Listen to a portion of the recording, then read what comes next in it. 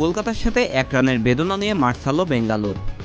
Eden গার্ডেনে নাটকীয় ম্যাচে শেষ পর্যন্ত হৃদয়ভঙ্গ হয়েছে বেঙ্গালুরের, যেটি হতে পারত আইপিএলের ইতিহাসে তৃতীয় সর্বোচ্চ রান তাড়া। সে ম্যাচে বেঙ্গালুর হেরেছে মাত্র 1 রানে।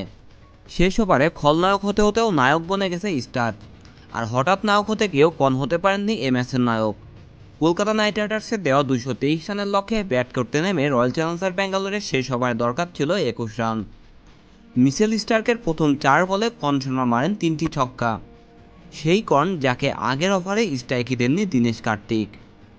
কিন্তু লাস্টের 2 বলে দরকার ছিল 3 রান।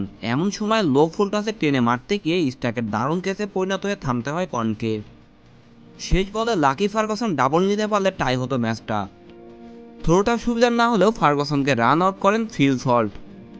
এই জয়ে 7 ম্যাচে 10 পয়েন্ট নিয়ে 2-এ উঠে এসেছেন কলকাতা।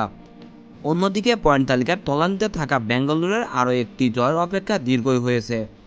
বিরাট কোহলির 7 বলে 18 রানের ইনিংসে ঝড় শুরু হয় বেঙ্গালুরের, কিন্তু তারপরেও পাওয়ার প্লেতে তারা হারায় 2টি উইকেট। 35 রানে 2 উইকেট হারানো বেঙ্গালুরু অবশ্য শক্ত একটা ভিত পায় উইল জ্যাক্স ও রজত পতিদারের জোড়া 50 এবং দুজনের 48 বলে 102 রানের জুটিতে। 32 বলে 55 রান করা জ্যাক্সের পরে 23 বলে 52 রান করা পতিদারকে একই ওভারে ফেরান রাসেল।